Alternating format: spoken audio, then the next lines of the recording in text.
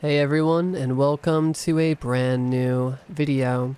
Tonight we have just a little bit over 2 hours of horror stories as per usual. This is a really awesome lineup, so I hope you all enjoy it.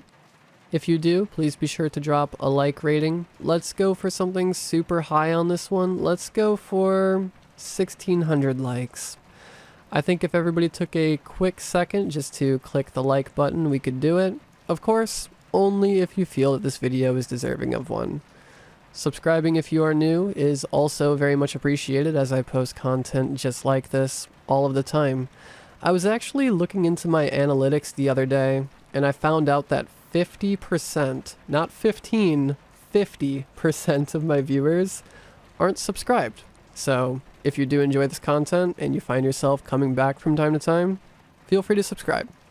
Like I said, I post content just like this all of the time.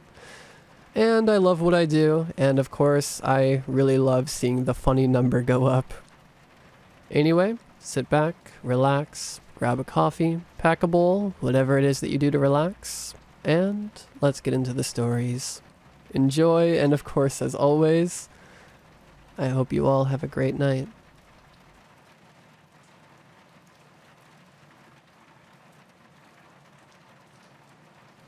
I've been a marine biologist and shark specialist for the better part of 15 years now, and if there's one thing I've learned, it's that we don't know a damn thing. You could see a new species, hell, 3 new species every single day for your entire life, and not even scratch the surface of what's under the surface of the water. Water is where life began, and it's been there for millions of years. Aquatic life has had the longest time to grow, to change, to learn. And the variety of life is truly unfathomable to me. To think that we, as a footnote in evolution, actually believe that we know anything about the creatures that live underwater is sheer stupidity and hubris. Nothing made this clearer to me than what I experienced 3 nights ago. My crew and I took a research vessel out into the Pacific just after sundown, looking for the elusive oceanic white-tip shark. These beautiful creatures tend to be loners of the deep, and due to this, we don't know a whole lot about them. What we do know is that they spend their days stalking the vast, open ocean, often riding the area where cold water meets warm. And since they tend to spend their days in open water, food is very scarce. So, whenever a meal is available, they tend to make a beeline for it with aggressive determination. The mission I had planned was a very special one. I had a theory that oceanic white tips weren't actually the loners everyone thought they were. My thinking was that they were actually highly sophisticated pack hunters, sending one main scout who would then signal to the group when a meal was found. This would conserve precious energy and also optimize every meal for the species as a whole. So my crew geared up and found the most empty spot we could to try testing this out. Upon arrival, we deployed 2 shark cages, one on either side of our boat, and then we started suiting up for our dive. The moon was nowhere to be found that night, the only source of light being the bright spotlights surrounding our ship. My dive partner Mike and I were all nerves as we got ready. "How are you feeling, brother?" Mike asked, zipping up his wetsuit and prepping his breathing apparatus. Even with the thick, insulated rubber of the suit, I was shivering as the chill night air hit me, and the water would only be colder.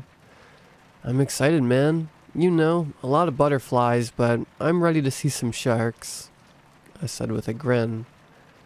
"Hey, I got your back down there, all right? Your theory's strong and we got all night. We're all behind you," Mike reassured me. I gave him a grateful nod. A few minutes later, the crew EMT, Dave, made his way over to us as we finished getting ready. "All right, we're about all set here. Now, you guys know I've got to give you the spiel," he said. "Yes, Mom," I replied with a laugh. Dave rolled his eyes. "Down there, it's all going to be about communication, right? We're on radios at all times, so you keep us updated. You feel wrong, you feel any danger, you call me right away. I support you guys. This research you're doing is amazing. But we're also dealing with unpredictable apex predators. They have the advantage in the water, and it's dark. You keep your eyes peeled down there. We keep our eyes peeled up here, and we all stay safe. I say we pull the plug. We pull the plug, all right? He explained. Mike and I nodded our understanding. Yes, sir, Sailor Dave, sir. Mike saluted. Dave rolled his eyes again, but smirked. I looked at our chum people next. How are we looking, Jimmy? I asked. All good to go here. Ready on your mark. He responded. Cameras are rolling. We have all our gear ready. Any other questions? Yeah, can I get a little taste of that? Mike asked with a grin.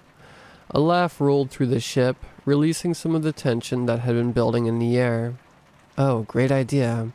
We gotta get that calorie intake before the big dive. I joked. There he is. See? Cody's game. Garson, we'll take 2 of your smelliest servings. Mike called with a slap on my shoulder. The laughter really helped. Alright, smartass. Just get in the damn water, Jimmy said. With everything set, Mike and I gave each other one last nod, strapping on our face masks, and then we jumped into the freezing black abyss.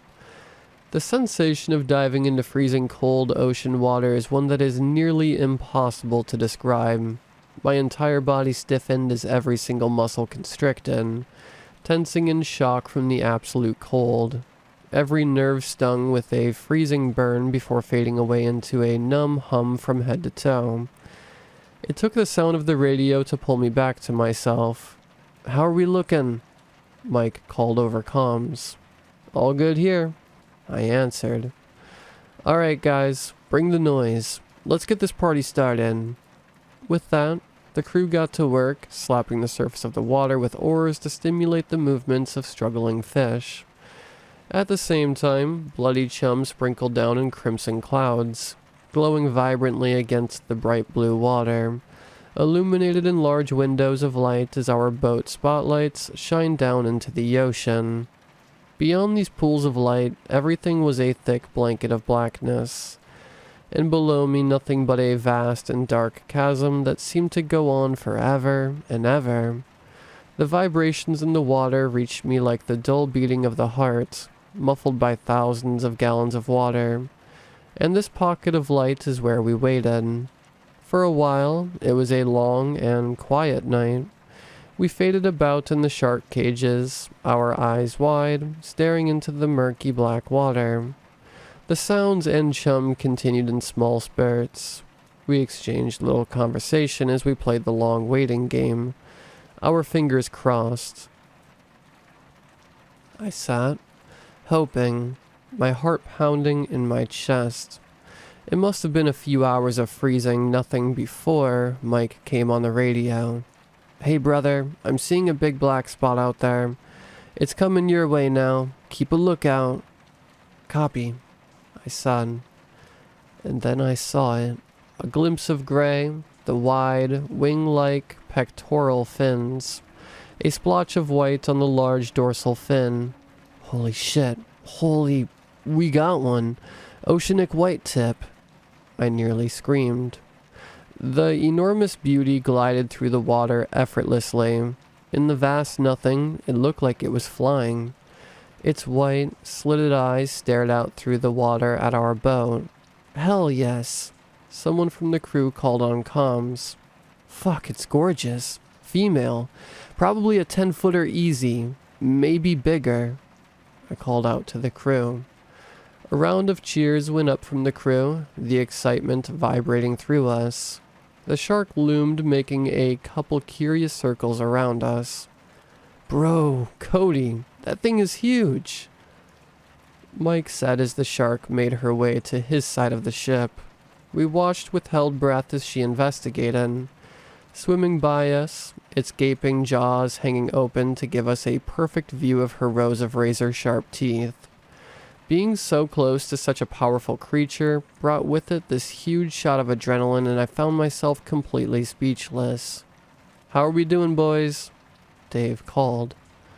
"All good here. Looks like she's curious for sure," Mike answered first. "Yeah, it looks like she's drifting away now. Hopefully that means she'll be back with the group," I said, watching as the oceanic white tip flew through the water, back into the inky black, vanishing before our eyes in an instant. The exhilaration lingered with us for a while after that. We did check-ins with the crew and Dave, making sure everything was still on the safe track before it was back to waiting. However, this time, we didn't have to wait that long. About an hour later, calls came from Dave and a couple other crewmates. "We've got a shark. On your left. On your left. Another one over here, off to the right. Heads up, we got another." Soon we had a whole group of 5 or 6 swarming us, watching, lurking, and hoping for a meal. And for my crew, we were on cloud 9. "Cody, I think you've just found your first piece of evidence," Mike said warmly. I grinned. This was everything I was hoping for. It wasn't 100% proof at all, but this was a huge step towards my theory. These creatures were more than loners. They had a form of pack mentality. My heart raced as I watched them bump the boat or come up to my cage before veering off. Joy welled up in my chest. And then, Mike came back on the line. "Hey dude, I think something's wrong," Mike said. Everyone's excitement stopped. My grin dropped into a frown. "What's going on?" I asked seriously. There was a series of voices over the radio as the crew leaned over Mike's side of the boat. "Are you alright?" Dave asked immediately. There was a long stint of static. Mike stuttered.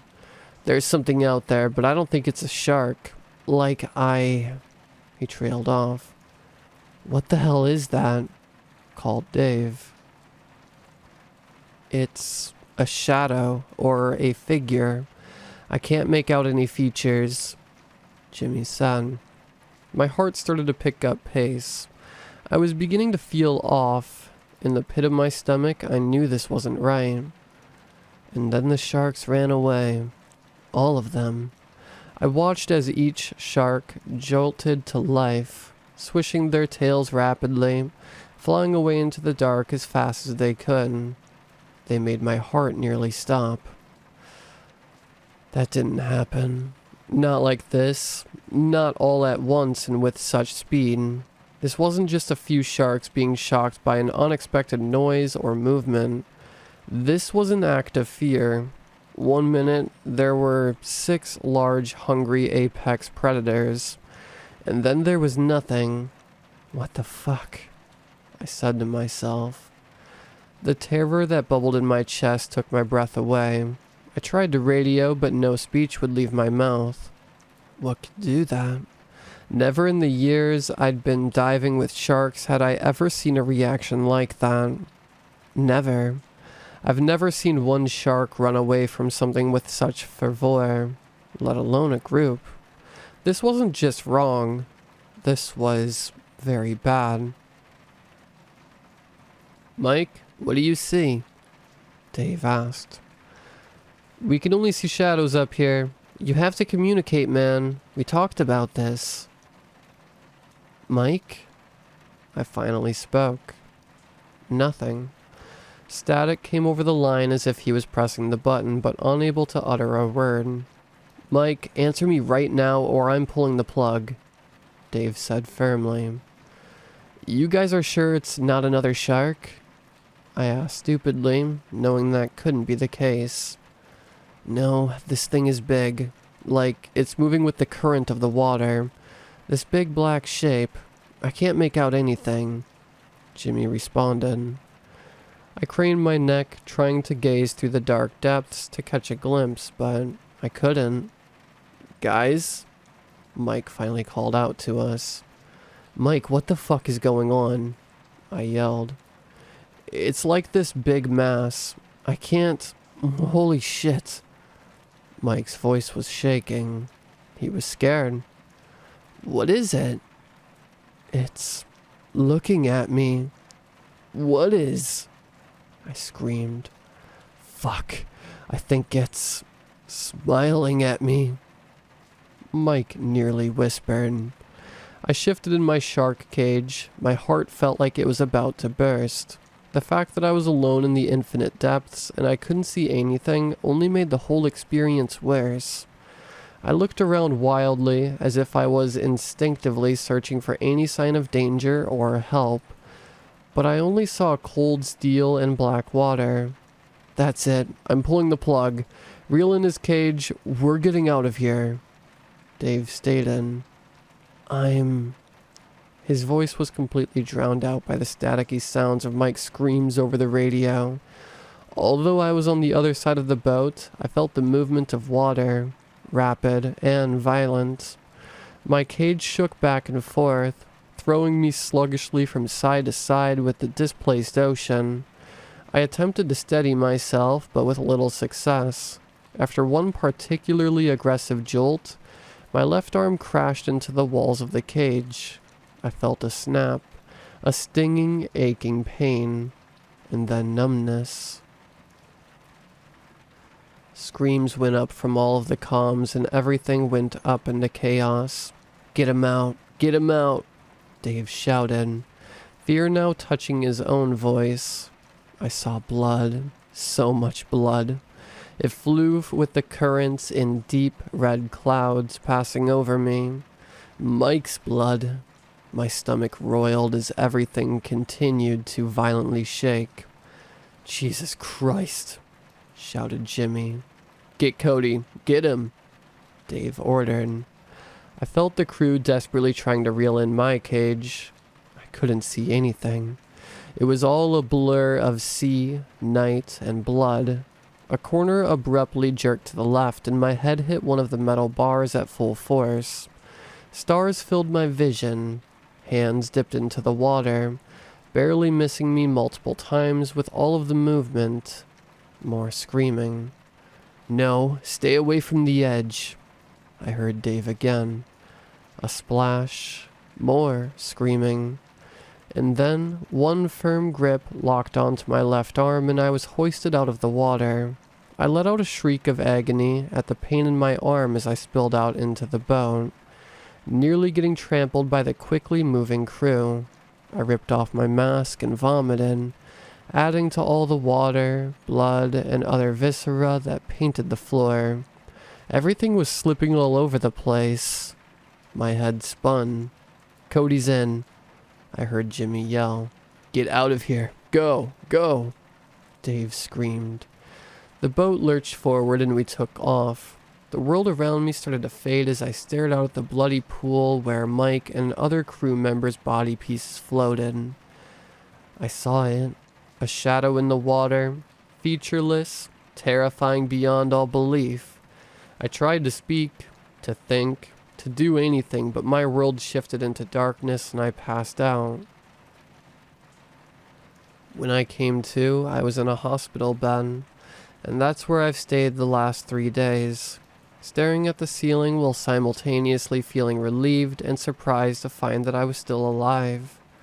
It turns out I broke my left arm in 2 places, and I have a pretty bad concussion. The memories of the whole thing have been coming back to me slowly in terrifying flashes. Mike Allen's body wasn't able to be recovered, nor were crewmates Heather Nolan and Paul Webb. I heard that Jimmy had a really bad cut on his leg and chest, and had been in and out of surgery since I've been here. The rest of the crew have stopped by to visit me a few times. Dave was kind enough to drop off my laptop so I can sit here, painstakingly typing this all out with my right hand so I don't go crazy. I have no idea what was out there, lurking in the blackness like a living shadow, and honestly, I don't think I want to. I've never seen sharks run for their lives like that before, but there's a creature out there that scares them. Whatever scares sharks is still down there waiting below the depths.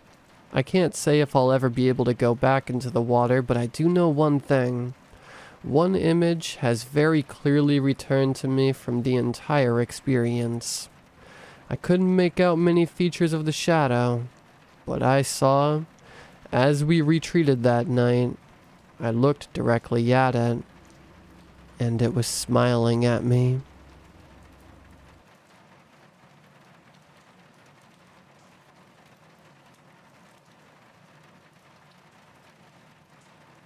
My therapist recommended keeping a journal to deal with the generational fear and trauma in my family.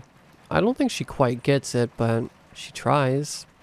Virtual therapy has probably been the single best thing that has happened to me recently. Then again, the bar isn't very high. Maybe getting this out there to lessen my own mental burden is what I need. But don't say I didn't warn you. I want to start this off with an apology and a warning. I'm sorry about the dandelions. We never meant for it to get this bad. But you have to keep killing them because once my family is all dead, you'll die too. I guess it's a good thing that everyone eradicates them on sight. There's an innate hatred for them that we hadn't counted on. Every time I walk by someone launching an intense attack, it warms the cockles of my heart. And I get it. They spread if you just look at the dandelion puff wrong, and they take over everything. They're tenacious, grow everywhere, and are frustrating to kill. It's just alarming to me because I know where they're coming from. I really should start from the beginning, but I don't actually know the real story. It sounds like a bedtime story to others, but it has been a cautionary tale for generations. It's been in my family lore for so long that I don't think I cannot believe. I've heard it from my granny since I was a kid, and she heard it from her granny, and her from her grandpap. I'm supposed to pass it along since I'm one of the few grandkids in my generation.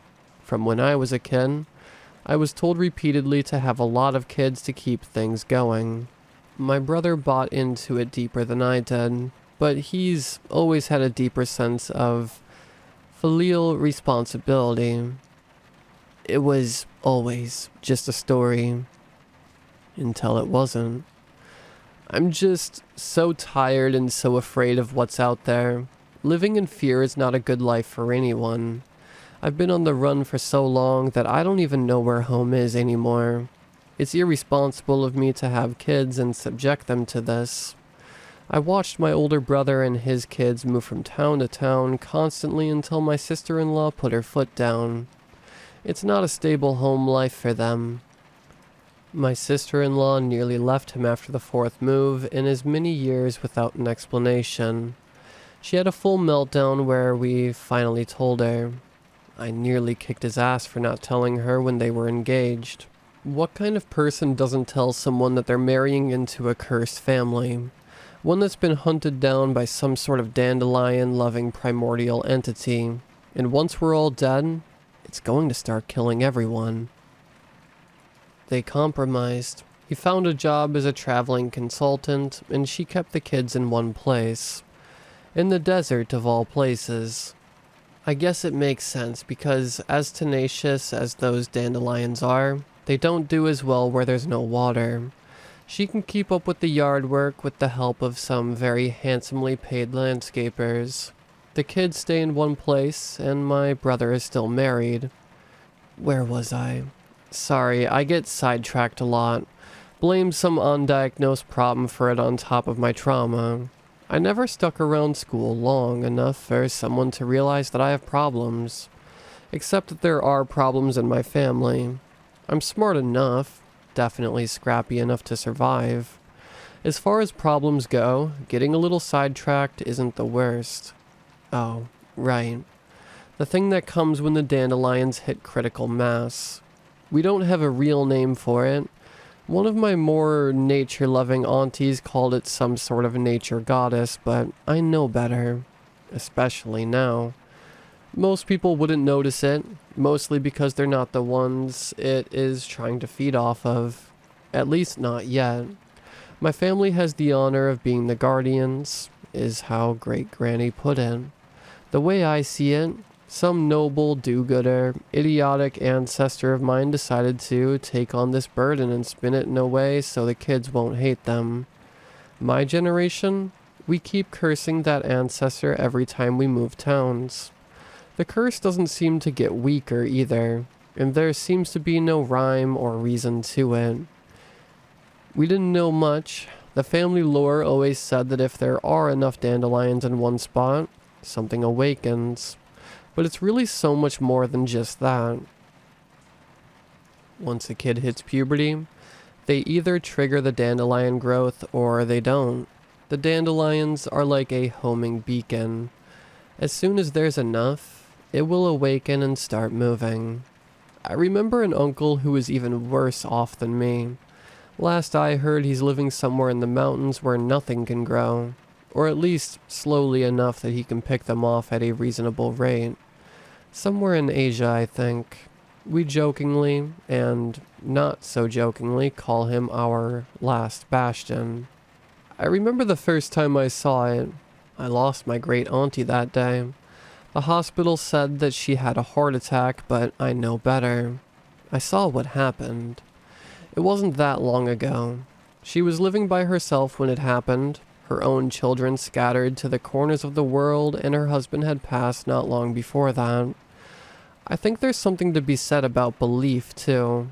She happened to be one of the ones who would scoff at the old stories, even though she weeded like a demon. She did it because her parents made her, and she got into a habit of it, and even if she didn't think it was true, she did it anyways. Ever lived next to a neighbor where their yard gets infested and it looks like there's no hope? Then they leave and everything goes back to being normal? Chances are you lived next to one of my relatives. Probably a first cousin or something if it's half of their yard.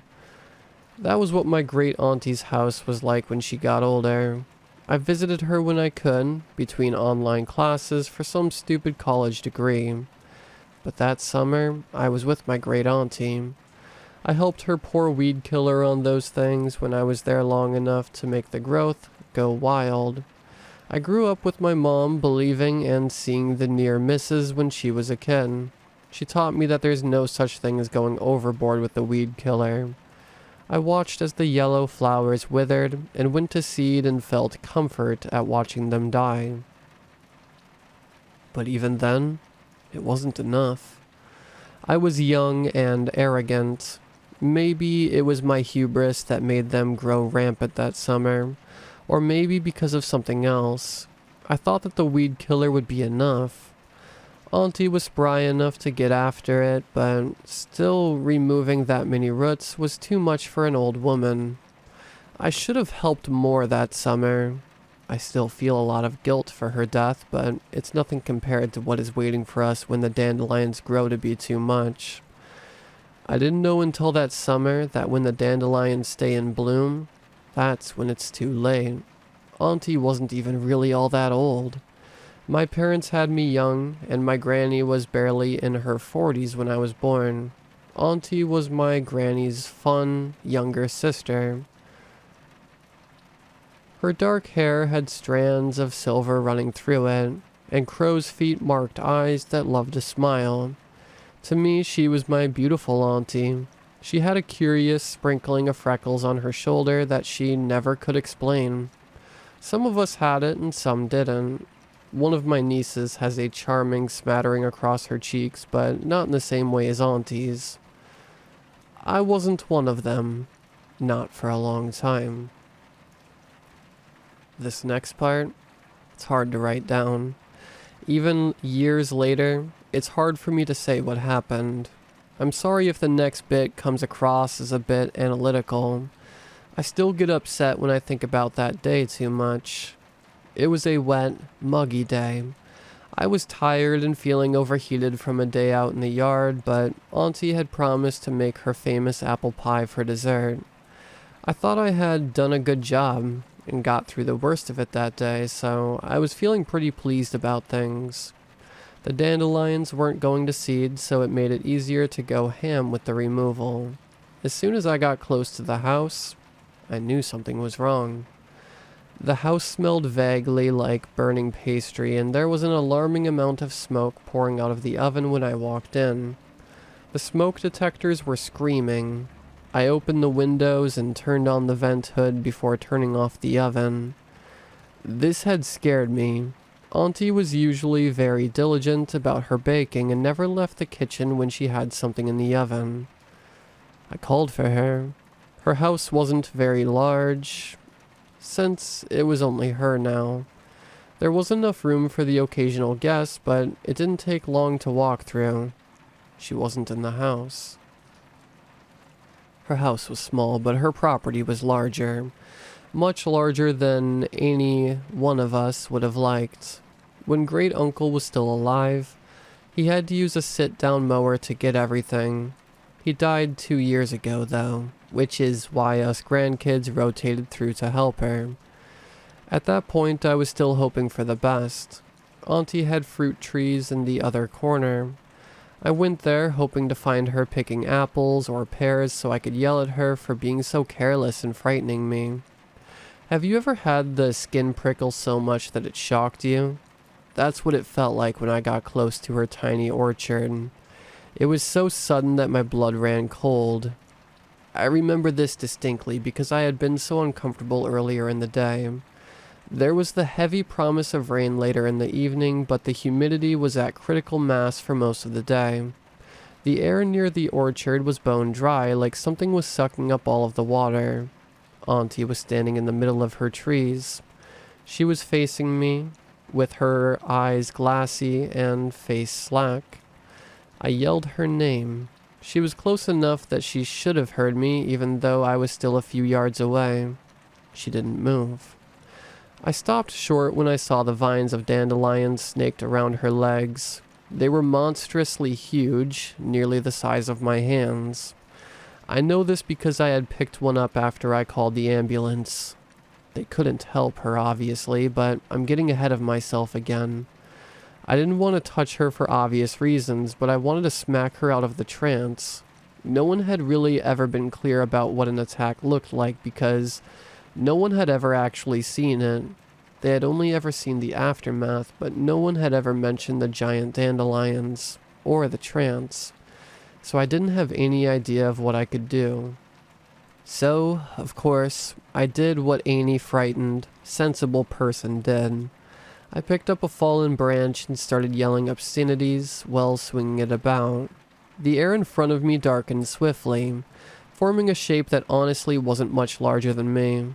I couldn't see a distinct shape, but its arm was clear enough when it wrapped around the other side of the stick, and a leg kicked me in the chest, hard enough that I stumbled backwards and fell. When I looked up, the shape had become solid enough that I saw a face I had only seen in photos.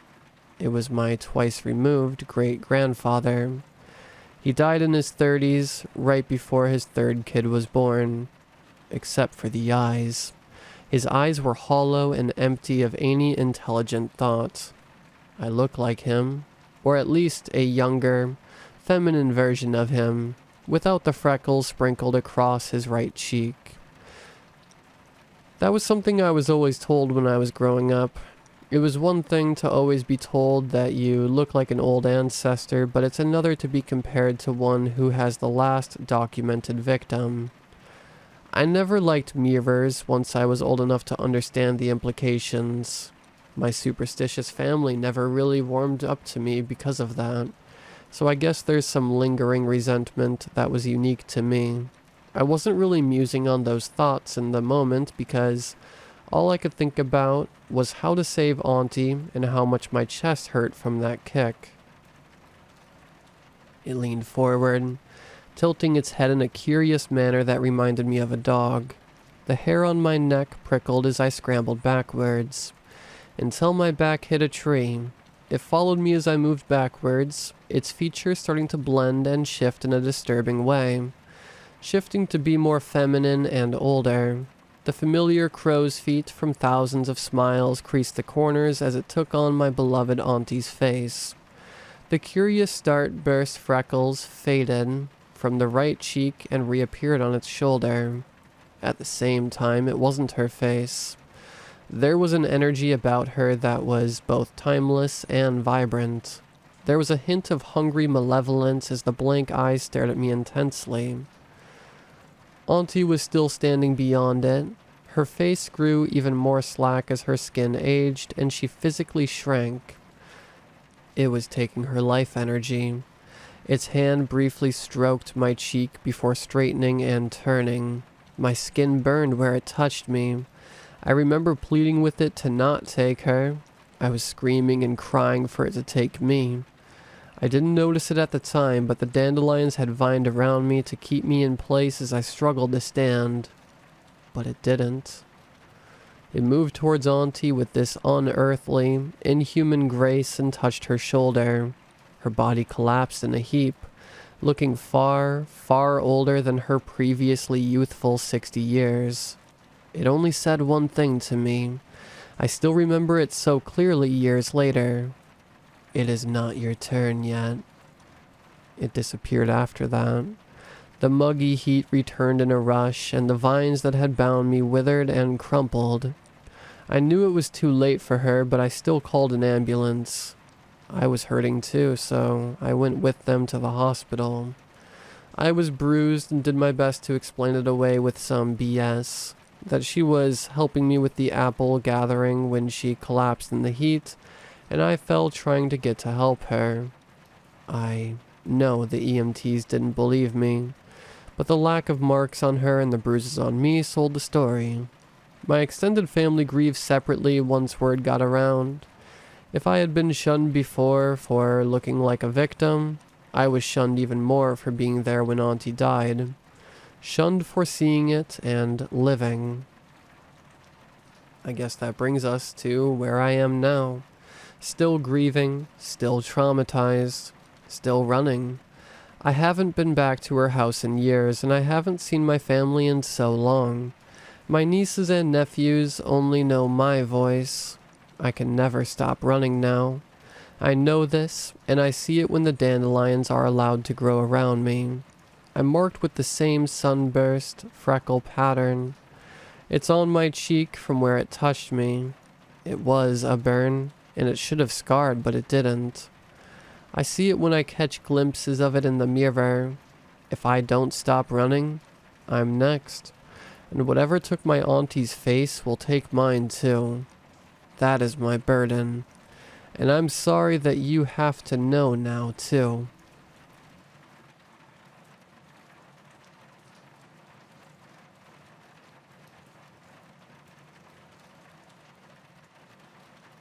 It followed me out of the woods. I keep it trapped in my crawl space. It looked like Bill. It talked like Bill. It's not Bill.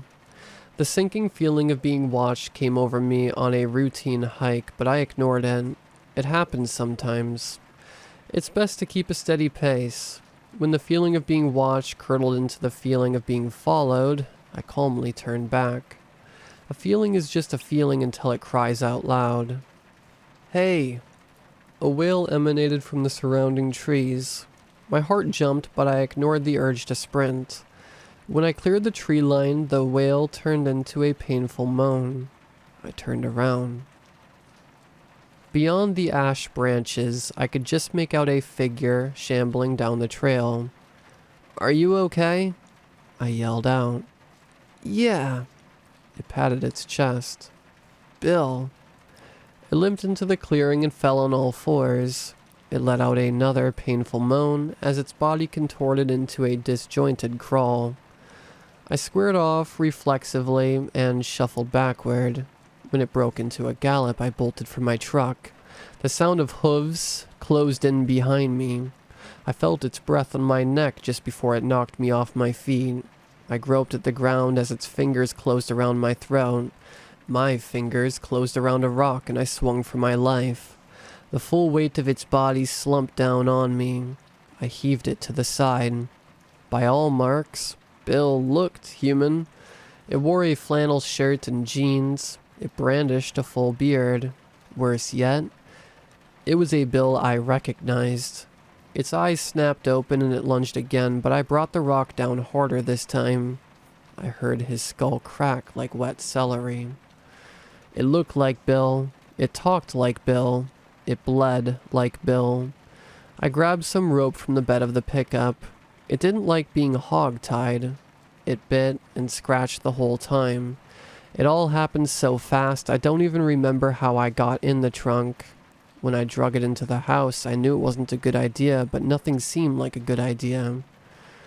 I stuffed it down the crawl space hatch and tied it to a floor post until I could figure out what to do with it. That was over a year ago. It wailed and moaned for days, then the screams turned to sobs and finally silence. After about a week, it started talking. Its voice sounded grainy, like an old tube television tuned to static, or an answering machine. Right before it started talking, you could hear an audible click and another click when it finished. Click. Friends looking for Bill. Click. Bill vanished summer 2017. The TV spots still run, but everyone's given up the ghost. Click. Janice still waits for Bill. Click. Its tactics, its patterns of speech improved with every new attempt. Click. Please, we're so stiff. Just one limb. Click. Its voice came across as an elderly man, off-putting but hideously persuasive. I climbed down through the trap and actually started loosening the rope around its feet. If I hadn't noticed the drool running down its chin, it would have had me for sure. It looked like Bill. It sounded like Bill. It's not Bill. My brain feels hijacked. I wish I could have ignored it, but its voice drew me in. I sealed the crawl space hatch just to keep myself in check. Click. I want you. Click. I'd grown accustomed to its clicking. Click. I need you. Click. It's been weeks since the last I heard it. Click. I love you. Click. Last night I bolted upright from a dead sleep. A click followed by another click a moment later. Then a click came every few seconds. They sounded muffled. I traced it to a corner of the living room. I grabbed a torch and a broom and unfastened the hatch. The clicks came faster and faster. I climbed down and pointed the torch at the post where I kept Bill tied. The rope sagged around his empty clothes and shoes. I shined the flashlight toward the source of the clicking. In the corner was a man-sized web sack. The webbing covered almost its whole body. It covered everything except for its shoes. Click, click, click, click. My shoes. The shoes I wore when I came down the step ladder. It was wearing a pair of my identical shoes. Click, click, click, click. As it started to sink in, the clicking stopped. Click. The web sack stirred. Something undulated from within the cocoon. I stood frozen in place. I heard a tearing sound as a hand burst through the shell. It was wearing my nail polish. I scrambled through the hatch in a dead heat and dropped the door hard behind me. It pounded and begged as I secured the screws. I sighed with bittersweet relief as the screaming turned to sobs. Please, you don't have to do this. Please don't do to me what you did to Bill. It's soul-wrenching. No one should hear the sound of their own voice begging for mercy.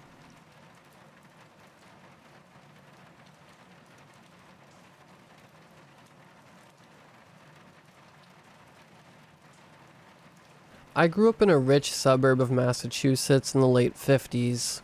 My father had a job as a lawyer, and he brought in a lot of money for the family, which me and my mom mostly spent on getting our nails and hair done, and going to fancy parties hosted at what is now known as the country club. We were living luxurious, and I couldn't have been happier.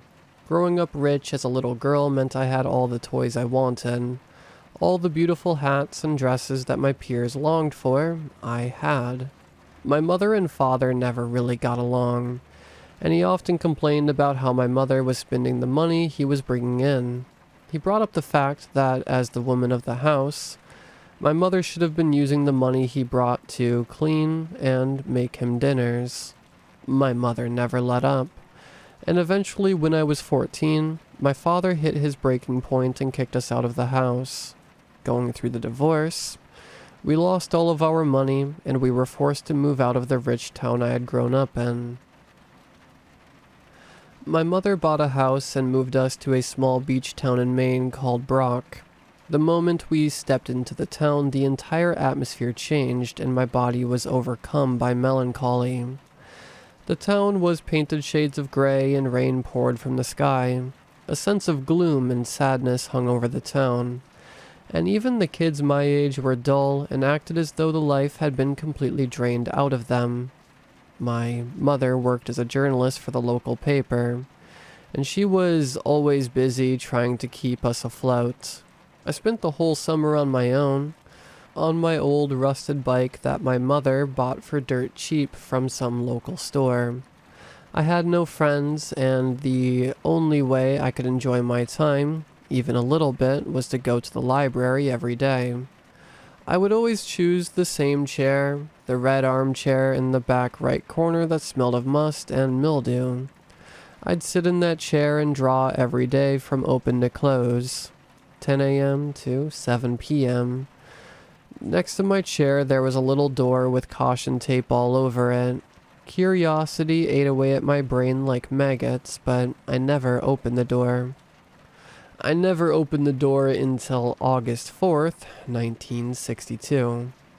My mother and I had had a horrible fight the night before, which ended in me saying that I hated her and I hoped she'd die so I could live with my dad again. I never knew I'd regret saying that my entire life. The next morning I biked to the library as usual, and this time I decided I was going to open that door. The library was never busy, so it was almost too easy. When I pried the door open, I was greeted by a staircase and a low light glimmering at the end. I should have turned back there. I should have gone home and apologized to my mother, but I was a kid. Curiosity overcame me. I walked down the staircase and into the light.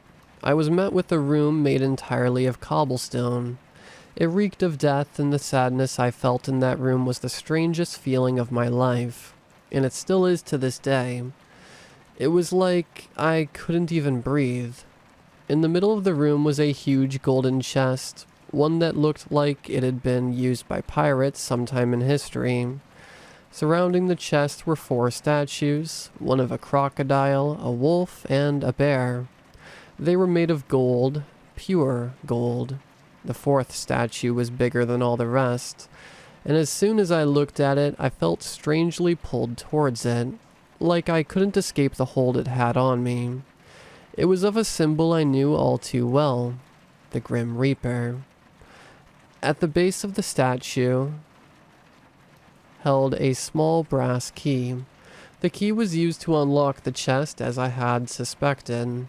Inside the chest was a note, and on top of the note laid a circular necklace with 4 symbols on it.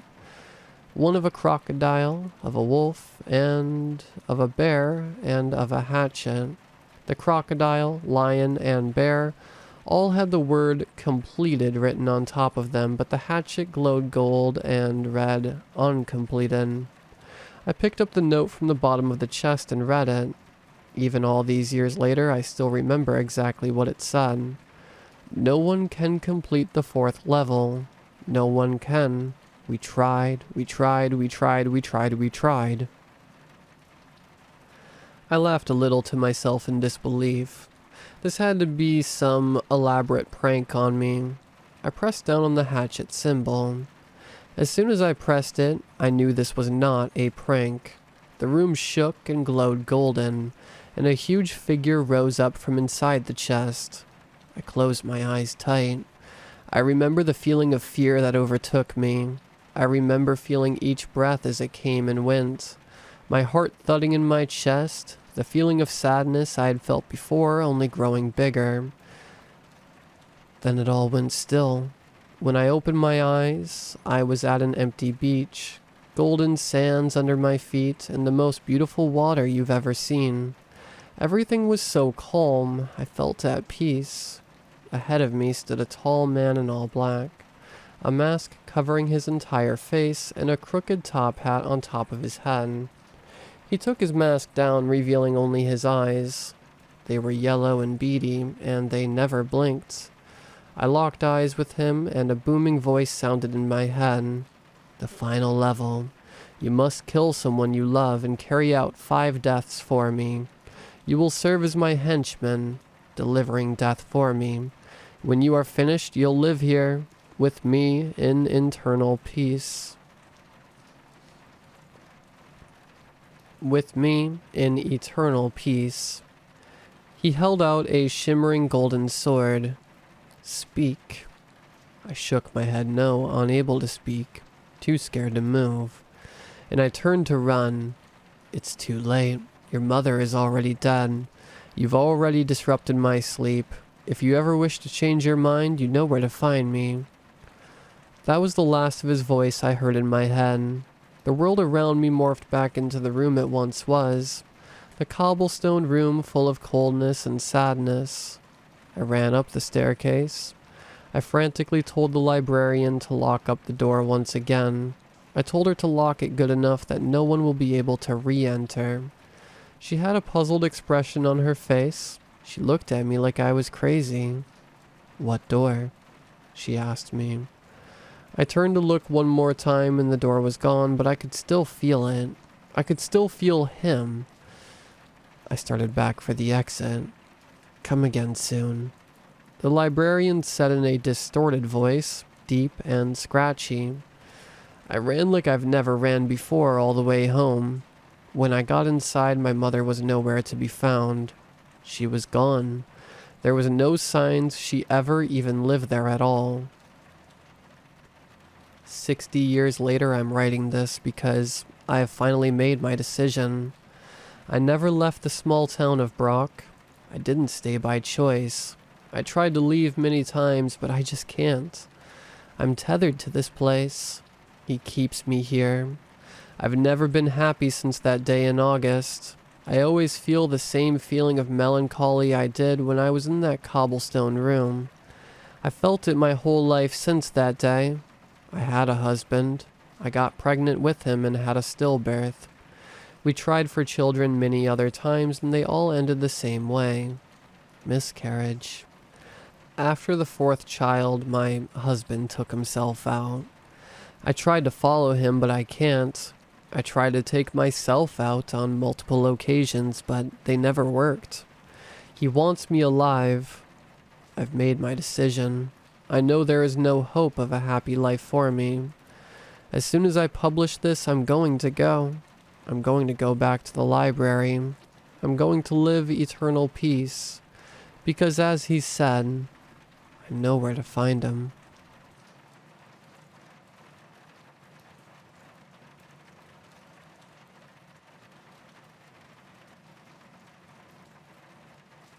In the summer of 2000, 5 recorded murders were committed in the town of Ash Tree, California. The first murder occurred on May 8th, and the last occurred on June 15th, coinciding with the arson of the abandoned Fretwall movie theater. Due to the unusual condition of the victims' bodies, the killer has been nicknamed the Ash Tree Butcher. Despite the shocking nature of the crimes, it received little national media coverage due to the ongoing election cycle.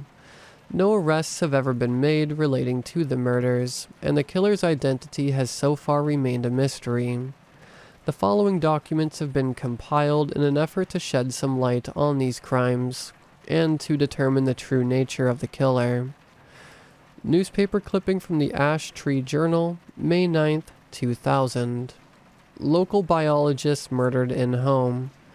Professor Gerald Jacobs, biologist and lecturer at the Ash Tree Community College, was found dead in his home on May 8th. Witnesses claimed that they heard screaming at around 1 a.m., which quickly ceased. However, it wasn't until the sound of glass breaking at 2:26 a.m. that the police were called. Jacobs was dead by the time officers arrived on scene.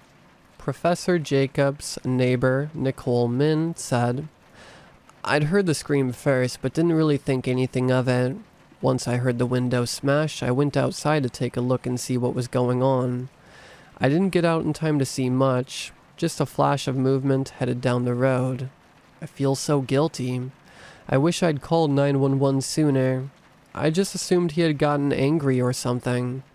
I had no idea he was in danger. According to police, Jacob's body has had most internal organs removed and all blood drained, evidently through a hole cut in the abdomen. No fingerprints have been found on the scene. No signs of a break-in were found, though a window was broken by the murderer in order to escape. Detective Murray Brown of the Ash Tree Police Department said, "We think this murder may be occult motivated. The almost complete removal of bodily fluids and organs suggests this was done for ritualistic purposes. Unless new evidence is found to contradict this hypothesis, we will continue to pursue this avenue of investigation." Transcript of a 911 call by Joshua Rodriguez, May 14th, 2000. Operator: 911, what's your emergency? Rodriguez: Yeah, hi, I think there is someone trying to break into my house. I didn't get a close look, but I saw movement outside, and I heard some pounding at my door. Alright, sir. Please remain calm. What is your address? I'm at 1645 Wells Court in Ash Tree. Please get here as soon as you can. An officer is on the way, sir. Please remain calm. Have you checked that all the doors and windows to your house are locked? I think so. Give me a second. I'm going to go double check. There are a few seconds of silence as Joshua moves through his house, checking doors and windows. Okay, I think every door and window is locked. Sir, are you okay? He's looking at me through the window. Can you describe the man you are seeing, sir? I can't tell. He's too far away to see clearly without my glasses. I just see his eyes. They're reflecting in the light. There's something wrong, though, damn it. They're way too bright, like a deer's eyes or something. Alright, sir. Can you back away slowly and get to a room without windows? He's staring right at me. I don't know why the hell he is just staring right at me. Oh my god. Sir, what's happening? He's gone. He's just gone. 1 second I could see those eyes and they were gone. Okay, sir.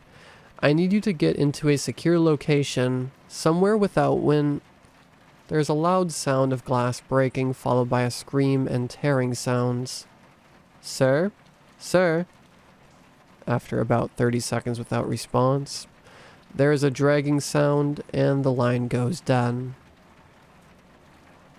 Statement given to the police by Carol Winters, May 18th, 2000.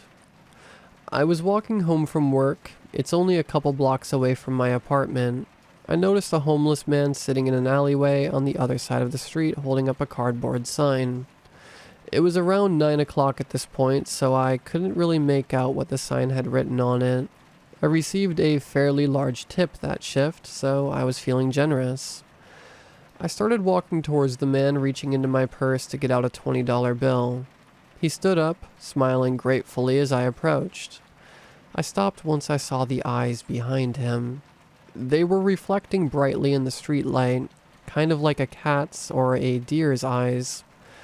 I didn't know people's eyes could look like that. They must have been glasses. I couldn't see any pupils or anything, just a silvery reflection on the streetlight. The eyes weren't very high off the ground, maybe 4 feet or so at most, so he must have been crouching down. The homeless guy's smile fell away. I think he could see the fear on my face. He started to slowly turn around.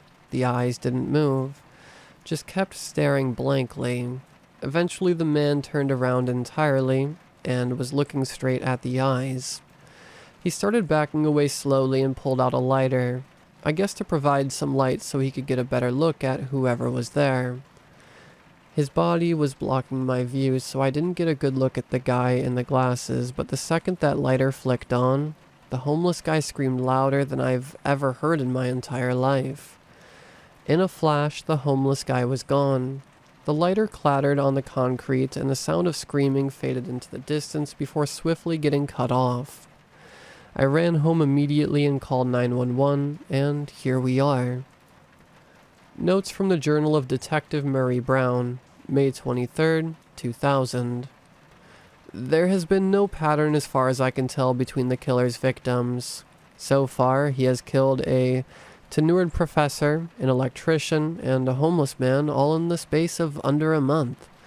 It is impossible that the killer may have had some form of prior interaction with each victim, eventually becoming obsessed and consumed with a macabre urge to kill, to ritualistically remove the organs and blood of his victims.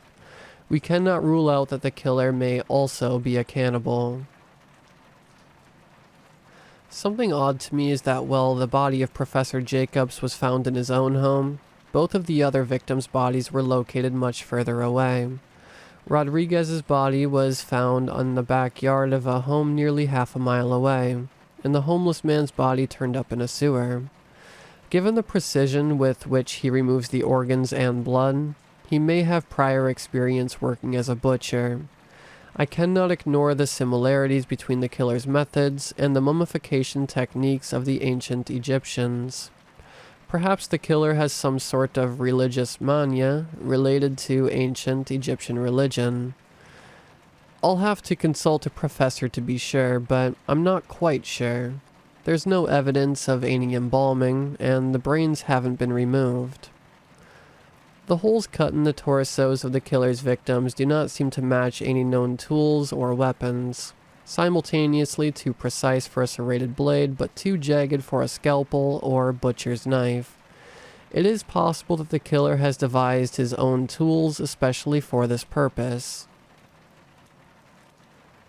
Statement given to the police by Caitlin Forrester, May 25th, 2000. My boyfriend and I were driving back home from camping down at the Owl Creek National Park. In order to get back home, we needed to pass through some woods. It was pretty late, about 12 a.m., when suddenly Elliot's car broke down.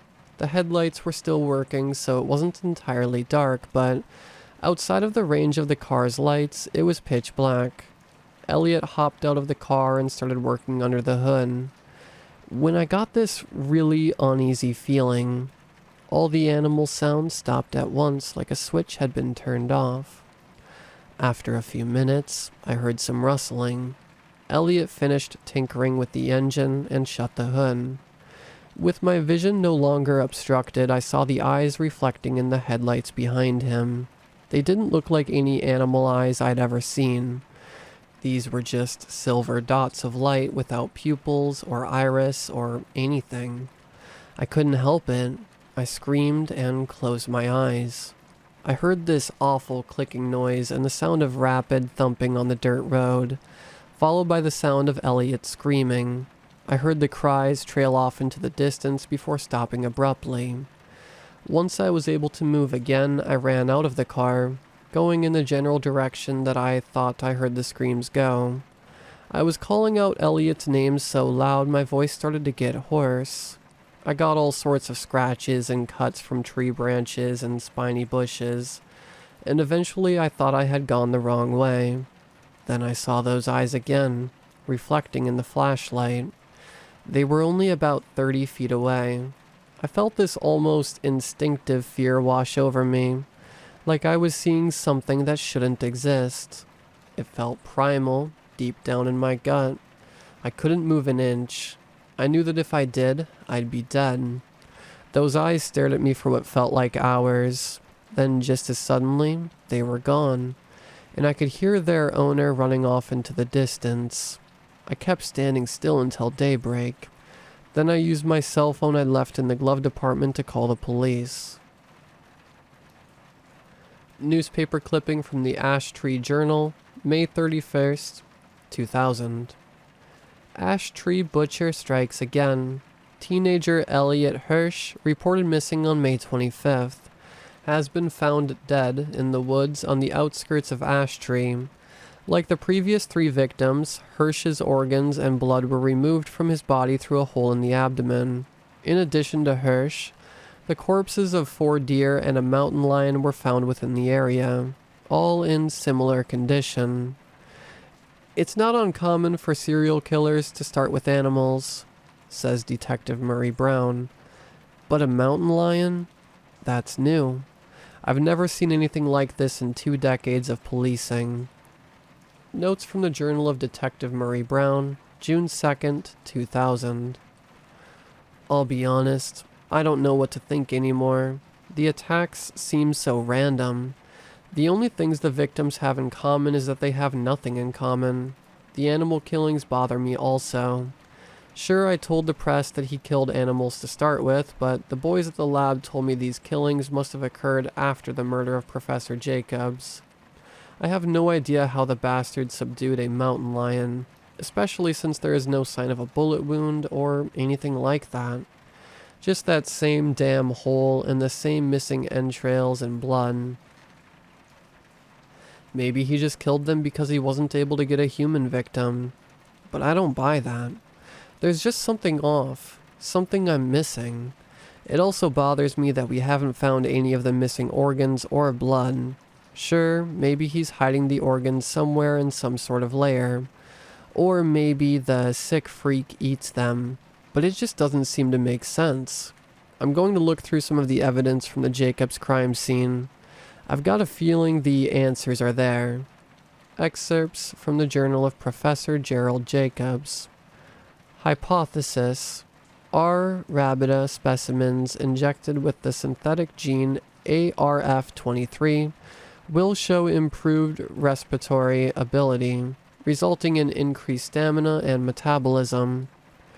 Procedure: 3R rabida specimens will be injected with ARF23, while another 3R rabida specimens will not receive any treatment. Subjects will be observed for any difference in behavior. Day 1. The test group has been injected with ARF23, while the control group has not. No immediate change in behavior noted after approximately 2 hours of observation. Day 5. The test group so far shows significantly more activity than the control group, including increased hunting behavior, possible sign of increased metabolism due to hunger. Day 7. The test group have all undergone molts, while the control group has not.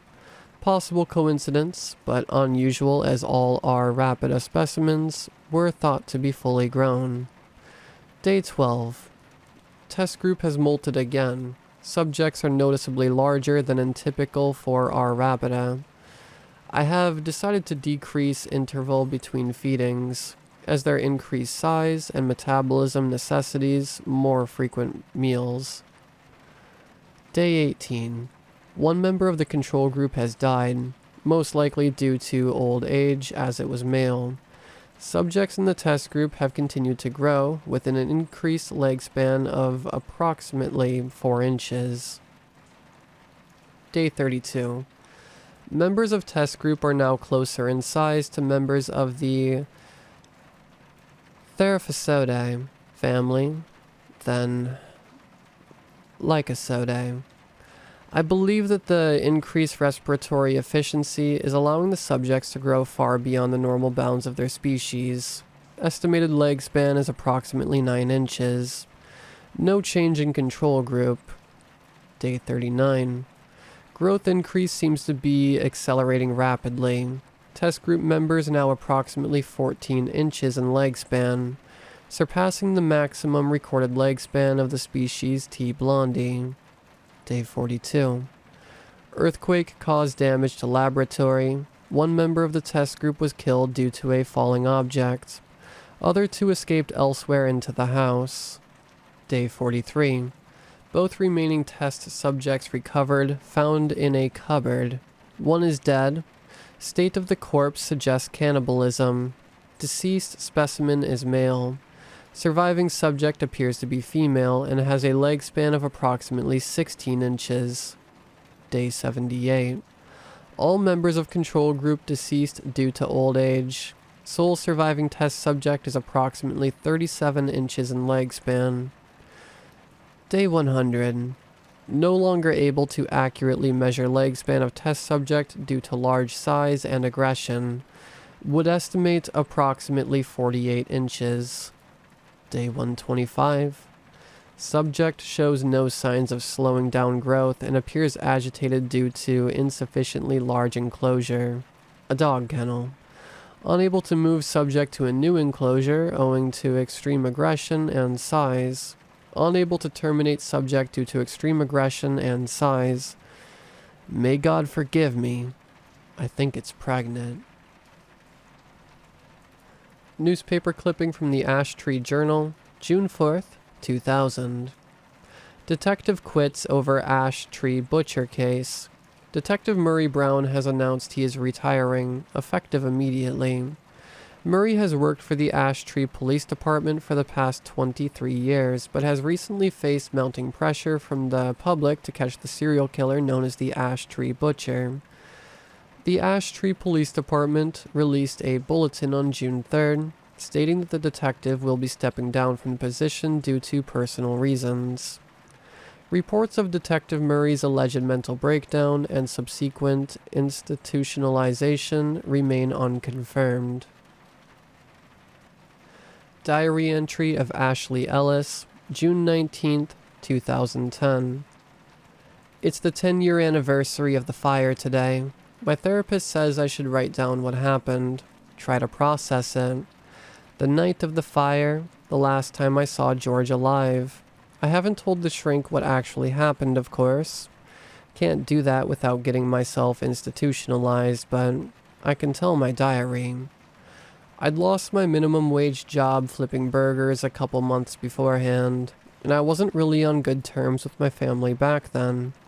Couldn't afford the rent to my apartment, so my boyfriend and I were forced out onto the street.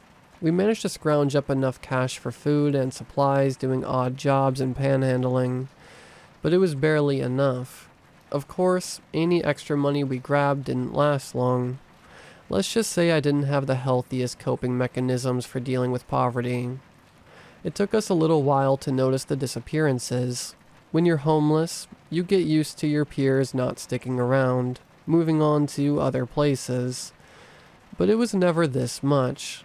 To tell you the truth, I don't think anyone else noticed, much less cared if they did. Police put the official death toll of the so-called Ash Tree Butcher at 5 people. I know better than that. I bet the bodies were just somewhere the police didn't check, or that they just didn't care enough about a couple homeless people to report it. I think they didn't want to panic the public. It was getting dark and we needed a place to stay. With the killer around, cops had gotten a bit more intrusive in our usual haunts. We decided to hole up in the old Fretwell movie theater. I figured that place was so ancient nobody else would be there. It had been abandoned since the 50s, so most people viewed it as a death trap. George and I hauled ourselves over the fence surrounding the property, ignoring the faded "no trespassing" sign. Someone had already removed the boards from the door, and it was even slightly ajar. Right away, once we stepped inside, something felt different. I felt watched, almost hunted. I asked George if he felt anything, but he said no, confused as to why I was asking. We moved further into the old theater and I tried to shake off the feeling, but the hairs on the back of my neck wouldn't go back down. Walking through an abandoned place can be a surreal experience, one that had been abandoned almost 50 years ago, doubly so. You feel like you're on another world, or in a dream. There is a tragic beauty to them, of places that once teemed with life reduced to a corpse-like shell. We meandered through the moldering lobby, using cheap flashlights to illuminate our surroundings. We reached the auditorium itself, marveling at the crumbling screen which dominated the room. We decided to rest there for the night and got out our blankets, hoping for uninterrupted sleep. There was no such luck. I woke up late in the night, probably sometime around midnight if I had to guess. George was gone. I figured he'd most likely wandered off to answer the call of nature, but after about 20 minutes, I started to get worried. I started searching the building, periodically calling out for him, but to no avail. The stalls in both bathrooms were long vacant. The manager's office was empty, and even the janitor's closet remained unoccupied. Eventually, after yelling my throat hoarse, I noticed the door to the projection booth was wide open. I paused for a moment, staring at the yawning black abyss before me, the feeling of being watched multiplying 1,000-fold. I mustered up all my courage and began my way up the staircase into the booth. As I made my way up the stairs, I could hear strange noises, like dry leaves blowing in the breeze. I shone my flashlight into the booth and saw a nightmare. The first thing I could see were the eyes. Huge luminous orbs the size of baseballs boring into my very soul. They had no pupil, just silver circles devoid of soul or mercy. I felt hypnotized, paralyzed with fear. Then it moved, and my mind started to process the rest of it. 8 spindly, hairy legs like bristly tree branches rotated the bulbous body to face me. Its head was stained with blood and viscera, clattering, clicking together like a chef sharpening 2 knives on each other. I could see venom and ichor dripping from its fangs. Crawling all over its bulbous abdomen were dozens, if not hundreds of rat-sized spiderlings, their eyes too reflecting the light of my flashlight. It was all I could do to avoid fainting, to keep my mind from retreating into oblivion for my own sanity's sake. Its 8 eyes stared hungrily, the 2 largest still reflecting like tiny moons in the dim light. My mind raced as I tried to think of what to do, how to survive. It was only then that I noticed George's body lying on the floor. Seeing him laying there snapped my mind into focus and made me understand what I had to do.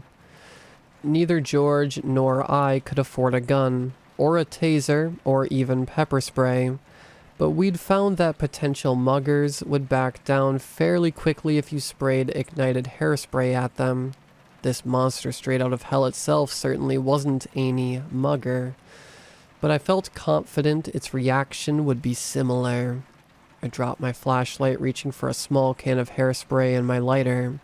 I flicked down on the spark wheel and pressed hard on the valve of the can, causing a jet of flame to spray towards the arachnid abomination.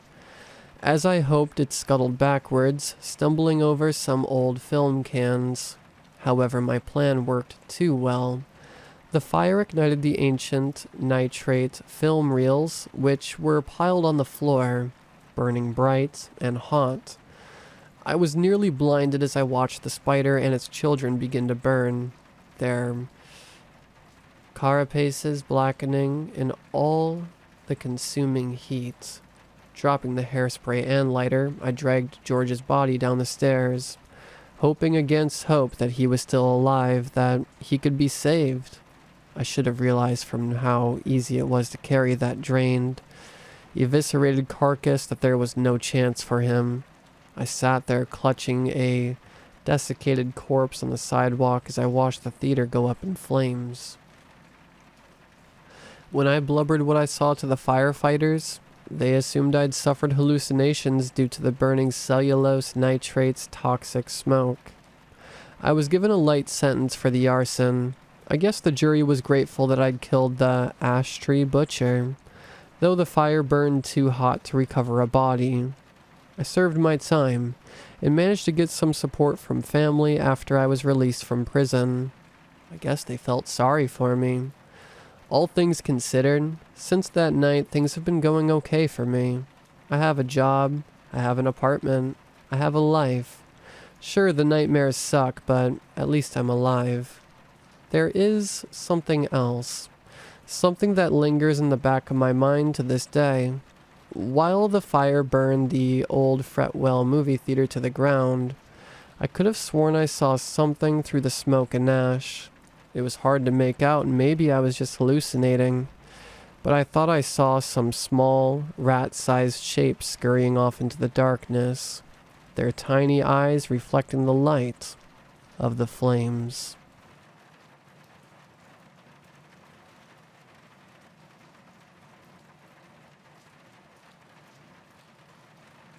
Maria was the fourth girl to get sick.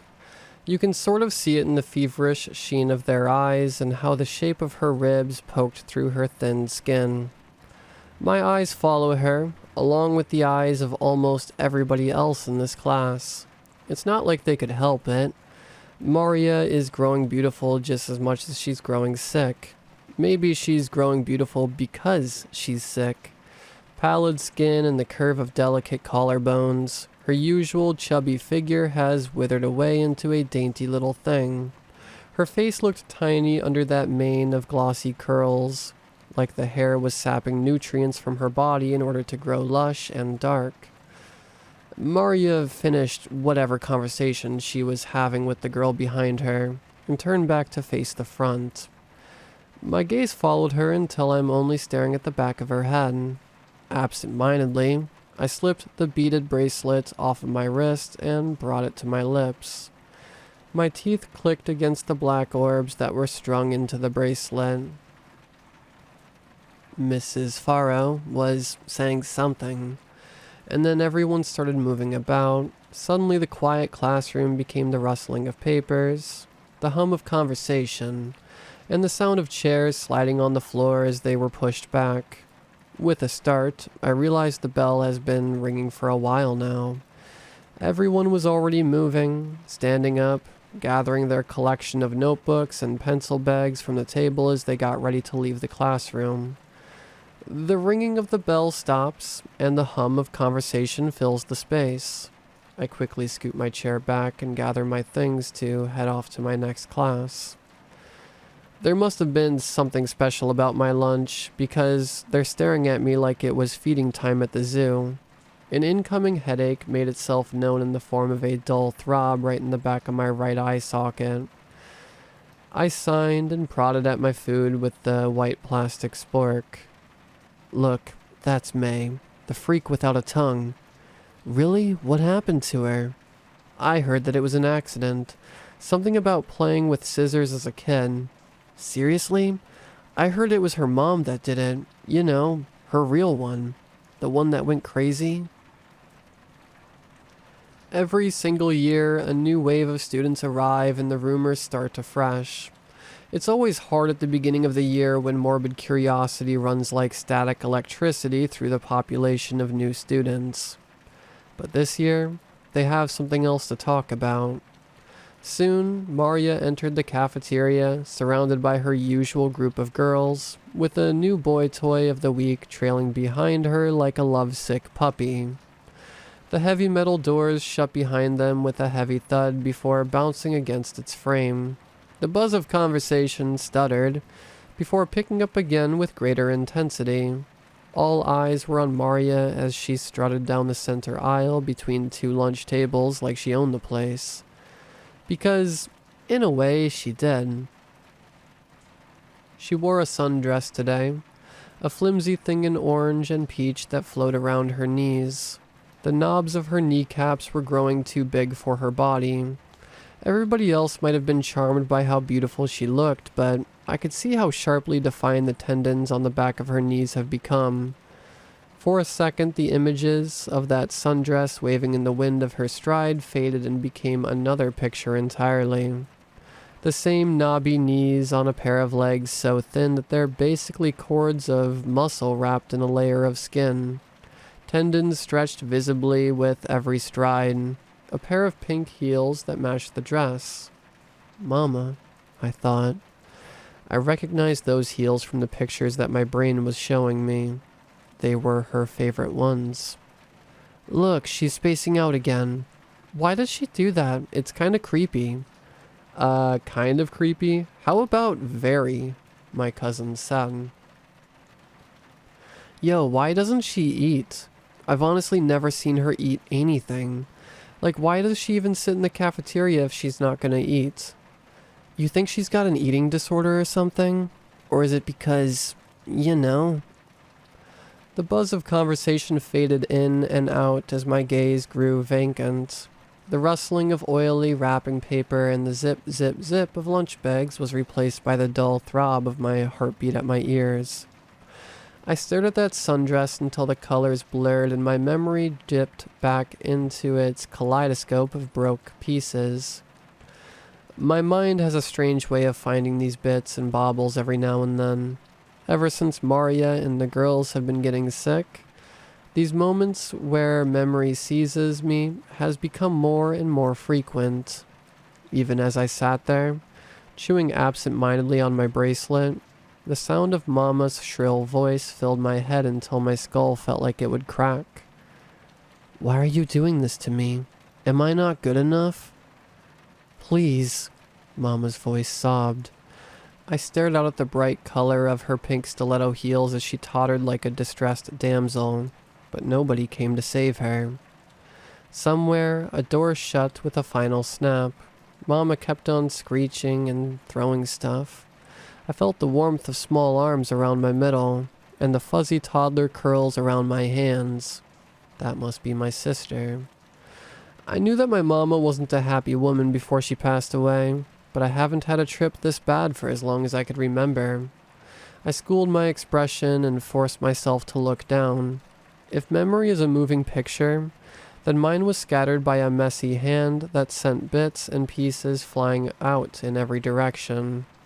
And now the pieces float back, bubbling to the surface to show their hideous faces before finally settling into the picture I'm trying to construct.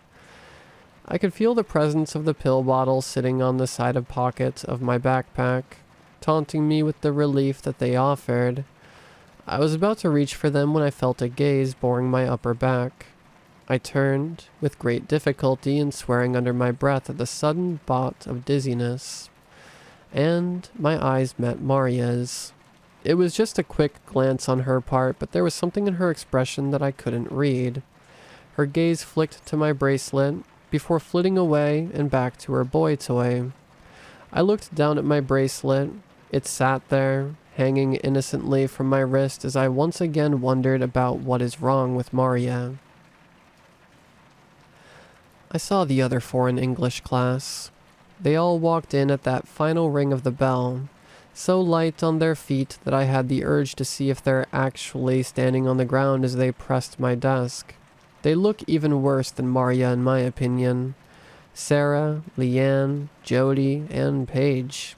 The four of them were an absolute nightmare to me when we started high school together. They wanted to be interesting, so they created a performance where I was the animal and they were the ringmasters. This continued for years until last month when they just stopped. It wasn't even just that. It's as if they've lost all interest in everything they cared about before, and now they just huddle in their depressing group of four. I don't think they speak much nowadays either. In a way, they've become as much of an outcast as me. And like Maria, they've become frightfully thin but also horribly beautiful as they withered away. The skin pulled taut over their bone frame. It's as if they only lost weight where they wanted to lose it. They look like the human figures on fashion sketches, the ones with exaggerated hips and legs that stretched out for miles over a tiny ankle. With each passing day, they appear less and less natural, as if some unseen hand has been pinching away pieces of them that are imperfect.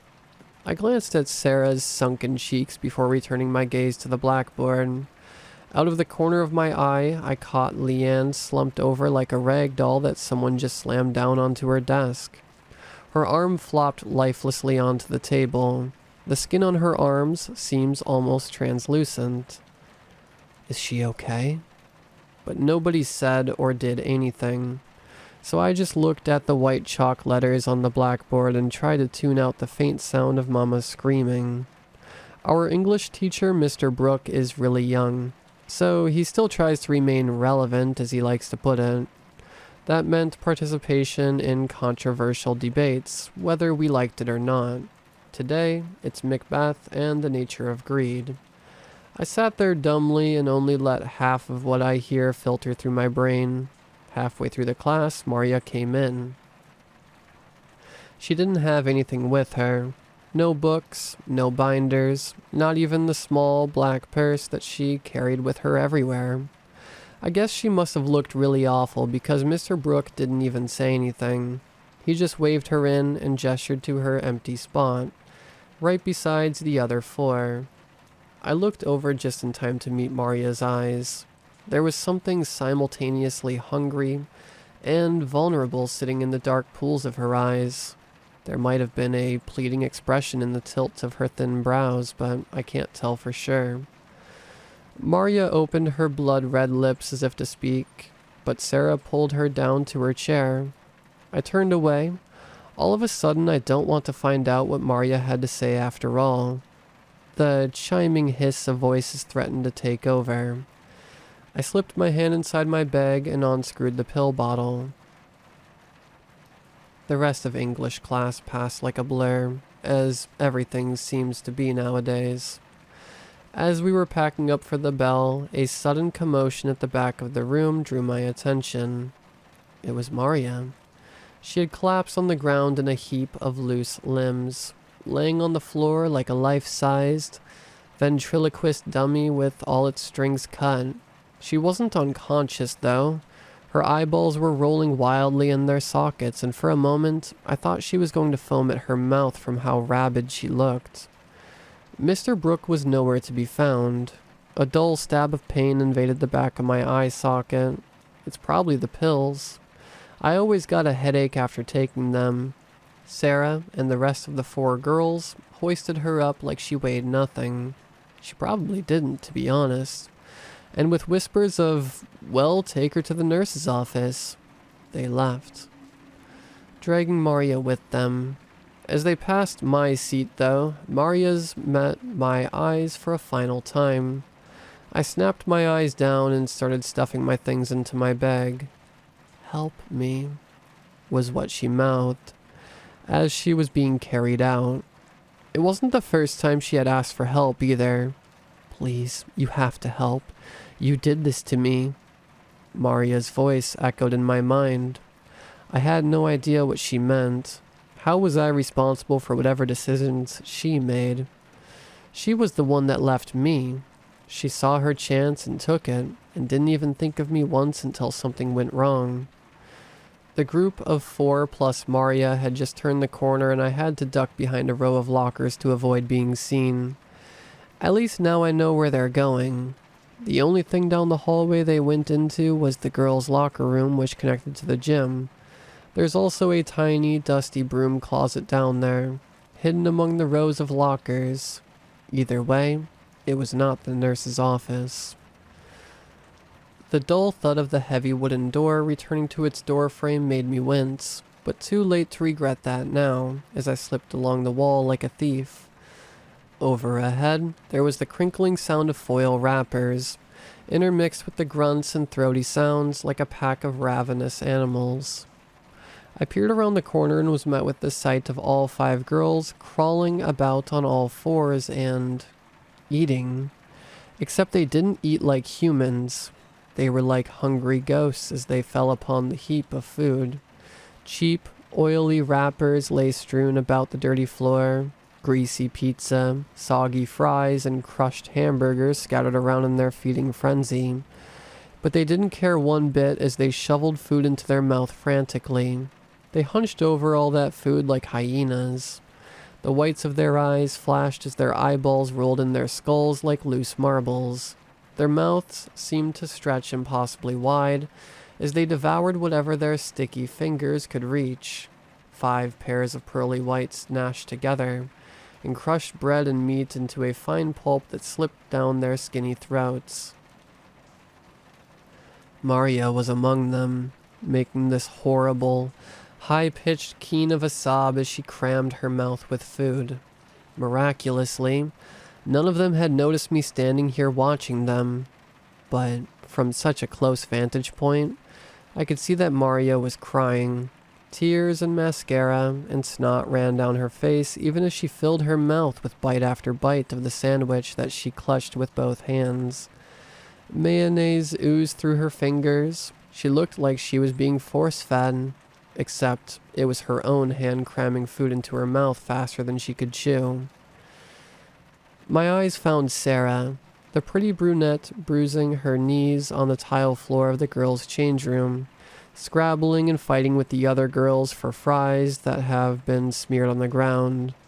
The corners of her lips have grown chapped and began to bleed from being stretched so wide. The skin over her jaw rippled, as if there were worms crawling along the flesh underneath. My head felt like it was being split open by a steak. Reality blurred before my eyes, and all of a sudden my nose was filled with the scent of Mama's flowery perfume and the sour smell of her sweat. It's as if a switch has been flipped in my mind. The key to the Pandora's box of my memories finally clicked into place, and the rush of it all coming back to me was following by excruciating pain. I clutched my head in my hands as dark spots appeared in my vision. Mama started fitting in her fancy dresses again. She was humming a song to my sister as she held a silver dress to her new, skinny body. I sat on the bed and watched the worm shapes slither from one shoulder blade to another. The skin of her back gave way to the funny shapes.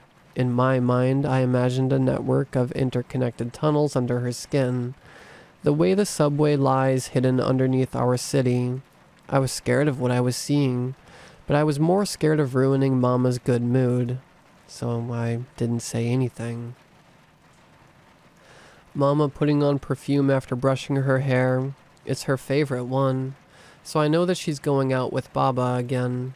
But before she left, she gave me and my sister both kisses on the forehead the way she used to.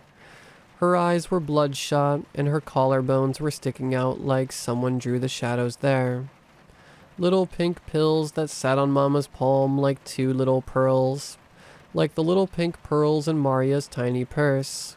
The pink little candies that the 4 girls started eating before they started getting sick. I stared at the candies and looked back up at Mama. She smiled encouragingly down at me and my sister. The skin under her eye rippled as a worm slid by. I reached out and took some, and as Mama watched, I put it in my mouth and tucked them under my tongue. A heavy fever. I raised my arm and watched as worm shapes swam underneath my skin. In the bed beside mine, Mama was feeding my sister some chicken soup. I watched the way her blouse swamped her skinny frame like a flower that's grown large enough to snap the twig that it rested on. Mama was eating too much food again. The whole kitchen table, which was large enough to seat a dozen people, was covered with takeout. Mama's mouth was open so wide that I thought her face was going to flip inside out. I stared at my tongue in the mirror and watched, with a morbid sort of fascination as my tongue woke up and started moving on its own. Small, beady eyes lined the sides of the fleshy, wrinkled bug that has taken place in my tongue. It has legs, too, chubby and segmented ones that curled up underneath its body when it slept. Sometimes I could feel those legs tickle the inside of my mouth when it moved. I stuck out my tongue a bit farther and pinched it with my teeth. The shriveled little bug reared back angrily between my teeth and hissed at my reflection in the mirror. Innumerable little legs waved frantically, clawing at the air. I let it go and it kind of calmed down somewhat, except its milky little eyes had turned black and shiny from fright. I concentrated on moving my tongue, up and down, up and down. The little bug obeyed. I still talked like normal, so the only ones who knew that my tongue has been replaced was me and Mama. I kind of liked how clever the little thing was. Whenever I tried to get Mama to take a look at it, the little bug somehow knew what I was trying to do. Its opalescent eyes remained tightly shut, and those buggy little legs tucked so neatly underneath its body that even I thought I had been dreaming about the bug. Over time, Mama stopped believing me, and I gave up on trying after that. A bottle with a pretty pink cap. Mama's shaking hands twisted open the small bottle and upended so many pink pearls onto the table. She crushed one with a wet squelch and leaned down to peer at what was inside those pearls. Mama started screaming and screaming, and then she started crying. Searing pain and the taste of iron filled my mouth as blood overflowed and dripped down my chin. Mama was crying and saying, "I'm sorry," over and over again as she cut off the bug from my mouth. The squishy bug fell to the floor with a wet plop, and the little worms started swimming frantically under my skin. They poured out of my throat, my ears, my nostrils, my eyes, and slithered down my body to reach the bug that lay writhing on the ground. The worms were dark red, the color of old blood, even though I always imagined them to be pale, tongue pink, like the one I saw in my mouth. The dark red worms dried up before they could reach the severed bug on the ground. They flaked away like black ash and dissolved into the pool of my blood. After Mama was done with me, she went to my sister. I tried to tell her that I only pretended to feel the pink pills to my sister, but I didn't have a tongue anymore. A whole bunch of people were yelling. I heard Baba screaming in the distance, the shrill sound of a siren and the smell of disinfectant. By the time they got the three of us to the hospital, it was already too late for Mama and my little sister. When my vision finally cleared, I was sitting on the floor. I must have made a noise when I fell over because the sound of feeding had stopped. I got up and walked towards the group of startled girls. The next few weeks passed in a blur. In all honesty, I'm amazed they even lasted this long. With Mama, the worms killed her in the span of 2 months, but I guess that was because Mama ate a lot more of those pink pills than the girls did. It took them a whole 6 months to die. I counted because I'm hungry. The first time I found out I could no longer eat normal food was at the hospital. They tried feeding me liquefied food through a tube, but I threw it all up every time they tried to feed me. They called it an eating disorder, but deep down, I knew it was something else. I got so hungry that hunger began eating away at me. Late one night, I took out the 2 dead bugs and looked at them. They were the only ones that didn't crumble into ash. The bug that replaced my tongue and the bug that became Mama's tongue. I took them because it was the last piece of Mama that they'll let me have. I didn't tell anyone though, because I'll sound so crazy that nobody would ever believe me. But that night, as I looked at the 2 dead parasites sitting on my palm, a strange idea began to surface. I squeezed out each and every single one of those eyes and set the black beads aside for later. Then I closed my eyes and popped the bugs in my mouth and chewed. It tasted disgusting. I moved the wad of rubbery meat in my mouth and chewed with great difficulty. Occasionally, I felt the familiar brush of a segmented insect leg against the inside of my mouth. I made sure to chew extra well before swallowing. And unsurprisingly, I didn't throw up. Those 2 little bugs lasted me 2 years, and then the hunger came back.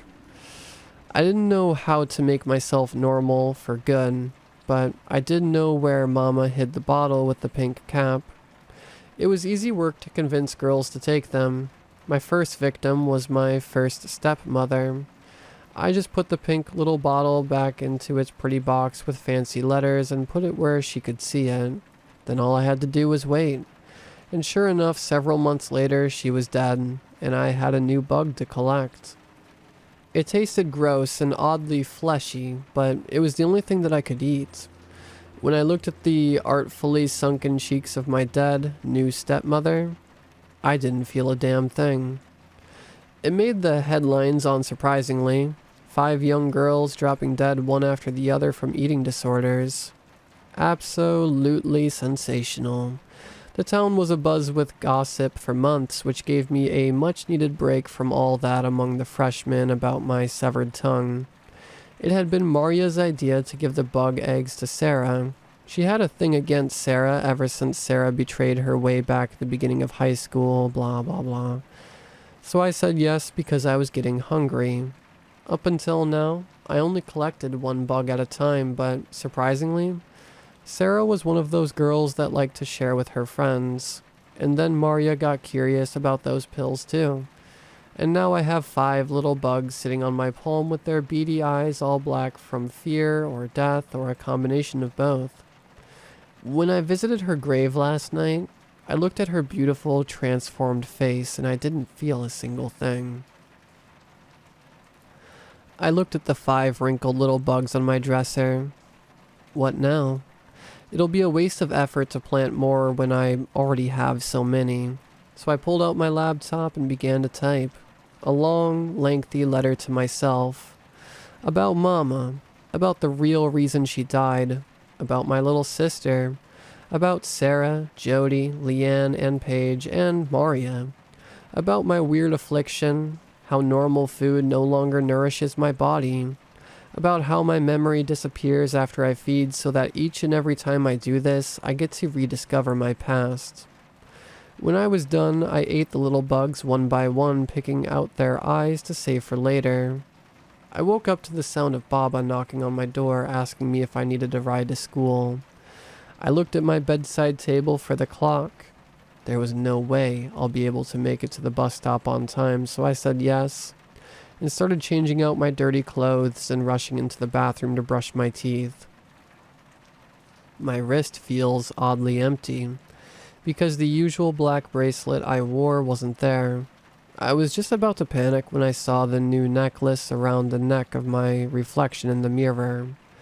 I reached up and pinched a shiny black bead. I guess I must have found more of them last night. It still feels sort of weird to have nothing on my wrist, so I decided to put on a watch after. Breakfast was waffles and syrup. The smell of it was objectively nice, but it was greasy and nauseating to me. There was a Word file open on my computer, but I didn't have time to look at it too closely before I closed it and stuffed it into my backpack.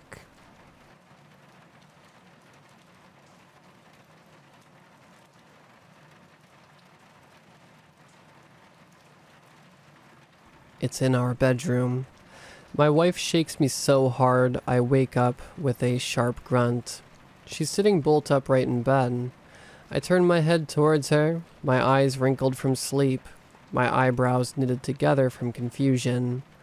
Her eyes are unblinking, terrified, transfixed on something at the foot of our bed. I sit up, blinking, my eyes adjusting to the early morning light, the white curtains hiding the promise of a beautiful clear summer's day. Then I see the thing at the foot of our bed. My wife and I remain frozen.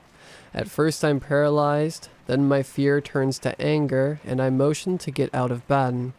Suddenly, I'm petrified again from fright as I take a closer look at the thing. The figure is tall, lean, and lanky. It has the proportions of a large simian. Its long arms stretch all the way to the floor, and its hands are dragged. These hands ended in 5 deadly claws with wicked sharp points. The thing's is dark as pitch, and I can't tell if it has dark skin or if it's made from a totally otherworldly substance. Its mouth is large and stretched into a horrific grin. Its jagged teeth are unnaturally white, and it bears them with a menacing glee. Its ears taper off into subtle points like that of an elf. It has long, straggly black hair that has clumped and caked together by some brown material I did not wish to think about. My brain is confused by this sight. I go blank. I thought it's a joke, but I can smell the thing. It has a smell that could not be produced by anything living, anything natural. I'm so utterly confused still. Something like this cannot exist, and how could it be? How is it here on some random summer morning, standing here in plain daylight? These kinds of things only happen at night. There have been no other signs, no strange, unexplained moving of objects, strange sounds, eerie smells, and cold patches. We have not read from any weird books, played with Ouija boards, or been cursed. But there it stands, grinning at us, not moving a single limb. It's simply not possible. I begin to shake. I move my hand toward my wife slowly. I do not break my gaze on the thing. I stare at its eyes. They are large, white, and milky. Dead. My breath comes out hard and fast. As I grab my wife, she jumps slightly but does not turn her head away from the thing. Her face is twisted with terror and white as snow. She trembles as she squeezes my hand so tight it goes numb and my fingers turn white. All I think about is getting away from the thing. I start to whisper to my wife, then the thing raises a long, thin claw to its lips, its grin swiftly changing to pursed lips. Shh. Its voice sounds slippery, slimy, and squelchy. It sounds like something as it's swallowed by a peat bog. I freeze. My heart freezes. My blood freezes. My wife is clenching so tight my hand feels like it's being crushed. I tug at her chin and gesture for her to follow me. Slowly and silently, eyes glued on the thing, we step out of bed, still in our summer pajamas. Strangely, I suddenly am more worried about being found dead in my Spider-Man pajamas than anything else. I chuckle hysterically at this random and inappropriate thought as we run barefoot from our bedroom. It's in the corridor. It's in the corridor. It's in the corridor now. It didn't make a sound. It stands at the entrance of the bathroom, just to our right as we exit the bedroom. I turn back to our bedroom. It's gone. It has moved. Without walking or scuttling or running, it can travel from place to place without needing to move. Does that mean there is just one of them? My heart was beating so fast I felt dizzy. The grip I had on my wife is now more desperate. There is no avoiding it. We have to run right by this thing to get to the front door. My stomach drops and my vision swims from fright. We run past it. The smell gets so much worse. It reaches out its clawed hand and caresses my face softly as we bound down the hall. My wife and I fight back tears. My mind is in tatters. All I can see now is the front door. I rip it open and tear through the door, wife in hand, into the warm morning air. We don't close or lock the door. The air is humid and sticky. It is hard to breathe. My chest is burning as we sprint to our little green car and leap inside. It's in the driveway. It's in the driveway. How could this be possible? What the hell is this thing? Standing, grinning in the morning sun. I start the car as my wife and I buckle our seatbelts. The thing just stands as still as before, smiling that disturbing smile. My eyes pour out tears from pure stress and fear. I'm sobbing and my wife is near catatonia. I slam my foot on the accelerator and we take off straight for the thing. It jumps nimbly to one side, grinning like the Cheshire cat. As we reach the gate, I don't check for cars. I don't care. It's a small village and I take our chances. I swivel my head around to stare at the thing as it stands in the driveway staring at us, unblinking and smiling. I stare at it in turn as I drive the car around a corner and watch the thing disappear as we move down the road. I continue to stare out the back window, so sure I will see it bounding after us, using its arms to run like a gorilla, but I see nothing. I turn my head slowly to face the front window. My heartbeat begins to slow. My wife and I are now screaming from stress and fear, tears flooding from our eyes. It suddenly smells horrible in the car. Shh. My blood ignites with fear. It's the thing's voice, coming from the seat behind my wife. We freeze and fall immediately silent, fighting back our own whimpering. Slowly we turn. It's in the car. It's on the back seat. It's in the car now. Suddenly I hear a noise and turn back to the front to see that I have crossed lanes completely. A small BMW heading straight for me. I yell and make a sharp turn back towards my lane, my heart in my throat. As we return to the correct side of the road, I see the thing reach out a hand to my wife. It slashes her just once across her chest and neck, and it's so fast I could see a blur and then blood. Scarlet blood spurts from my wife in pressurized pulses. I watch her bleed and gurgle. She grabs my hand, but it's limp now. I told you to shh, says the thing. That voice so beyond natural it sounds like a swamp trying to speak. I am dead and numb. I can't contain myself. I veer the car towards a cliff. We fly off of it and into a precipice. The thing just grins. The cops don't believe me. I have survived the crash. My wife is dead and they think it was me. I lie and tell them a wild animal got in the car, killed my wife, and forced me off the road. They shake their heads. Suddenly there's a bang. A car outside the hospital has backfired. Momentarily distracted by this, I steal one of the cops' guns. I am alone. It's nighttime now. I see it outside the hospital. It stands and grins up at me. I cock the gun. It's in my room. It's here.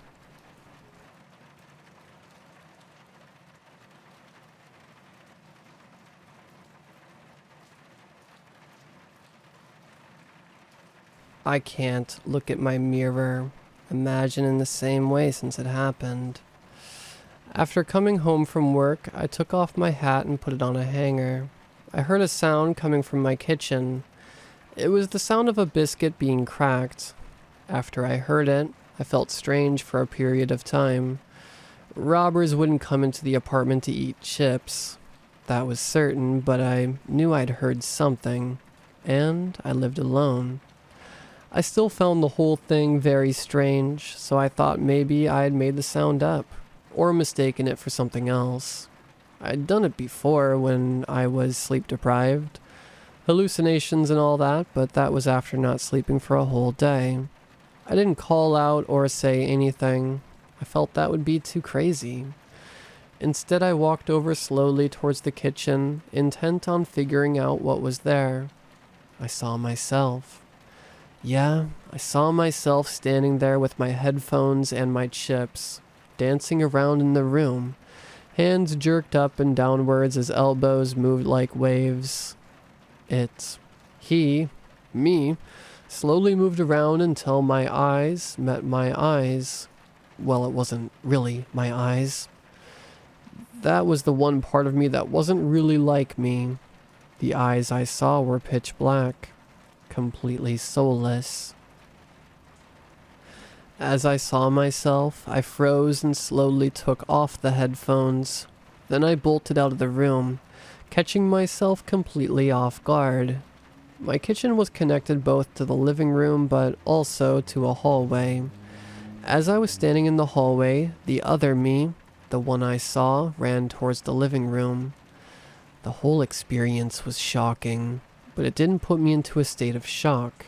Rather, adrenaline ran through my system at the sight of an intruder, and I quickly turned the corner to spot myself. I saw the back of my head sinking into my mirror and disappear. I walked over to it and stared into the mirror, touching it to confirm that I couldn't go through. I saw my mirror image on the other side repeating everything I did. Have I lost my sanity? Nobody who has lost their sanity would think that, but nobody has their sanity intact would think that. No, what am I thinking? Even when I've hallucinated in the past, it's been nothing like this. I definitely saw that. What exactly was it that I saw, though? I know you're in there, I said to the mirror image skeptically. It eyed me with the very same look I gave it, which pissed me off. I hadn't done anything wrong, and then I realized something. My mirror image was still wearing my headphones, despite me not having any. Slowly, I raised my hands and slowly moved them to my ears. I touched my ears, but the mirror's image's hands stopped on the headphones. My face turned white and eyes wide. It snatched the headphones and threw it towards me, sending it rocketing into my face. Ouch. It fell down onto the ground, and strangely, I could see it in the mirror now. Something had changed, though. My mirror image was no longer trying to mimic me. My eyes would jump from myself upwards at something else and then back at me. My mirror image's face only grew whiter and whiter. At sudden moments, my mirror image jumped slightly. I think somebody was screaming at me. A large, coal-black figure walked into the scene. It glanced through the mirror and sneered. By muscle memory, I looked at the spot in the real world it was inhabiting, but there was nothing there. The figure had a large camera hanging off its neck, and I wondered what it was used for. Its large, thick hands grabbed my collar and dragged me to the scene. I saw myself fight and plead, but the large figure wasn't having any of it. Then I couldn't see anything in my mirror. I was just staring at the background of my room, I having no space in it. All of a sudden, I saw myself walk back into the shot, stand where I stood, take a deep breath and copy the expression of horror on my face. And then my mirror image acted like nothing had ever happened.